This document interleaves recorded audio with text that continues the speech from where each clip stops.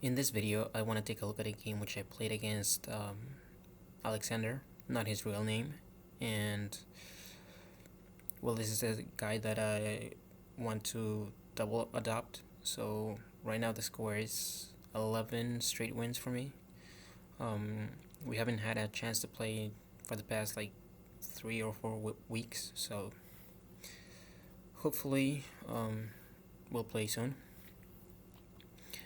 So in this game, I decided to play Owen's defense because, well, I think we played 4 games that day, and he played it this opening against me, so I just thought it would be, um, good to beat him with the same opening that he used against me. Knight c3, which is not the the more common move here is just go d4, taking control of the center. And well, he did that next, so we kind of transpose. a6 is pretty logical. The idea is you're developing the bishop, you're opening up the diagonal for the bishop, but you're also stopping any advances of the d pawn, because, well, that would sort of make this bishop pretty bad. Bishop d3, and here c5, which is not a very good move. Not surprising because, well, like I said in my previous video, which I will link in the description, this is a very rare opening. I almost never see it, so why spend a lot of time looking at lines that you're never really gonna get? And if you do get them, you might, forget what your analysis was. Much better is knight f6. And I believe the second more popular move here is bishop b4. So either one of these moves is better, which makes sense. Just develop your pieces. And well, yeah, here he played knight f3. There's something to be said for this move d5, which kind of transposes into something that looks like Benoni. Here you have to play knight f6 in order to stay in the game. If you go d6 immediately, white just gets like a huge advantage. And well, that makes sense because if you play these, the bishop is pretty bad here.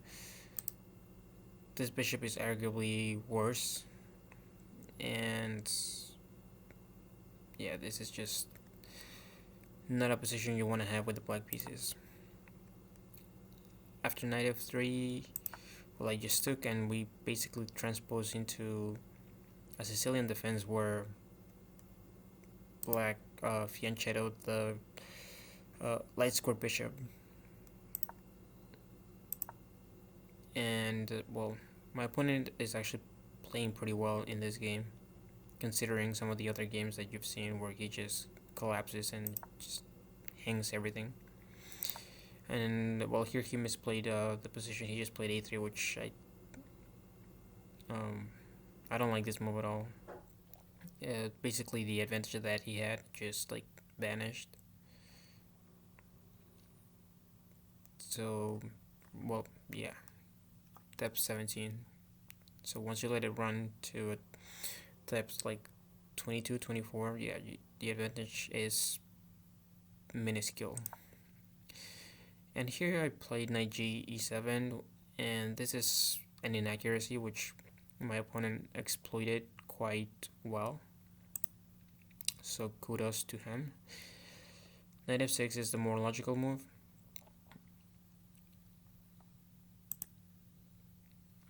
And here my opponent played this move, knight to b5, with the obvious idea of checkmate. So let's make a bad move. That's mate. So I have to go put this knight somewhere, and well, going back doesn't make any sense, so knight g6. And here he took, which again is the best move. And Well, I was wondering why he would take, and here I thought, oh, okay, he wants to win the pawn, but his knight's getting trapped. So I just thought it was like, okay, that's just not a very good move. And yeah, you're attacking my rook, but now your knight is trapped. And well, I don't think you have very good compensation for the knight. But when I was analyzing this game with the computer, Stockfish actually gives knight b5 an exclamation mark. Like, this is a good move, and I'm like wondering, okay, how is this good? And well, my opponent, I don't think he saw why this is a good move, because I didn't understand myself until I started like analyzing this position. And well, I mean, even a broken clock is right twice a day. So if you've seen my other video where I believe it's called my brilliant piece sacrifice according to Stockfish, that sacrifice on h7, the bishop sacrifice, it was more an intuitive sacrifice. I did calculate some lines, but you know, some of the computer lines that I show in that video are just crazy. And I obviously did not see all of that, because if I had seen that, I would be a grandmaster. So here, I don't think that my opponent really understood why knight b5 is so great. Now you have this check, and well, you kind of have to play king e7. And well, I'm an attacking player, but I don't like these types of sacrifices, because unless you're going for a mating attack, this is not quite a mating attack. This, you are creating threats against the black king, but what you're really playing for is initiative. And the pawns here, you have 3 against 1, so potentially in the endgame you have 2 connected passers.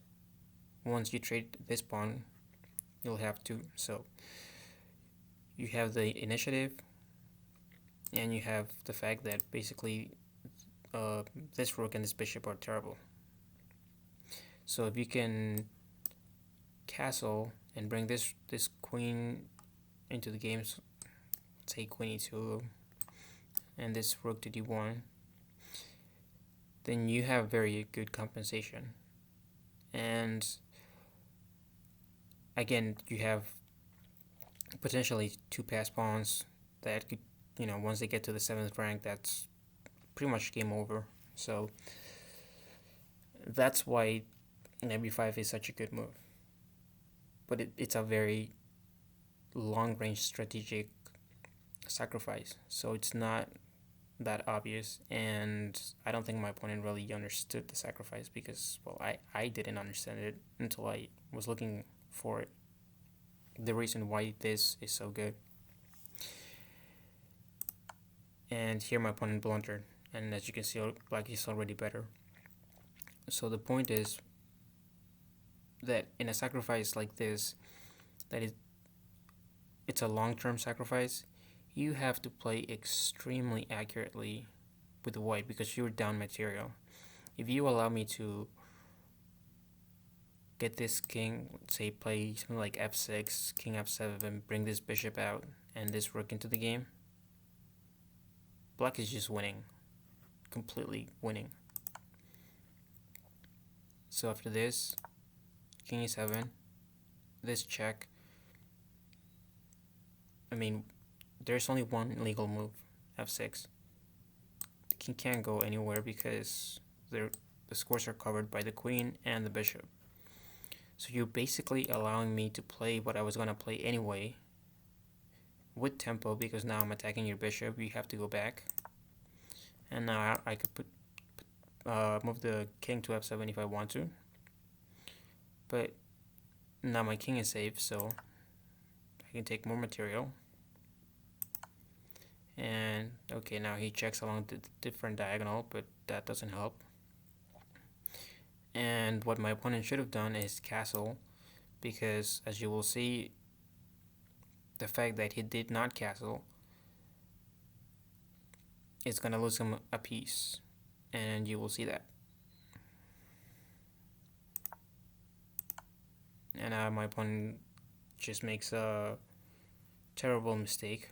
When you're down material and you're attacking, the last thing you want to do is trade pieces, especially queens, because it is very, very difficult to create a mating attack without a queen. So here I'm just like, look at the evaluation. Let's just go back before the queen tried to. Here check, it's already -4. And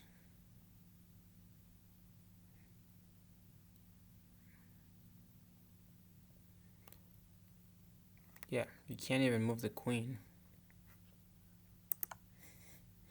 So check, and now the evaluation just skyrockets.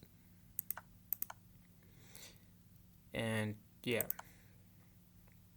bishop takes, that's a check. You can't really take because, well, you lose the rook, and after the king moves, you lose the other rook, so you're losing everything. Right, check. You go here, and you can resign. So my opponent saw that he could not take the bishop, and now I'm just winning. And now you castle, but now it's too late. And here I spent, I don't know, maybe like 45 seconds, maybe a minute. I really wanted to take on g2, but then I saw bishop takes f2 check, and I decided to play that instead. I mean, I'm up so much material that pretty much anything is winning.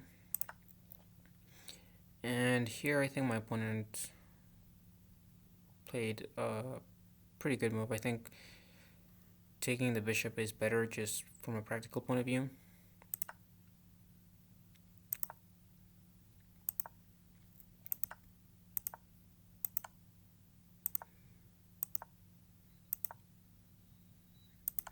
And well, I mean, after this, there's really no point in analyzing this position, so I stopped writing down the moves. Or maybe my opponent resigned because, okay, he knows it's over. There's nothing, so yeah. This is a pretty instructive game. I mean,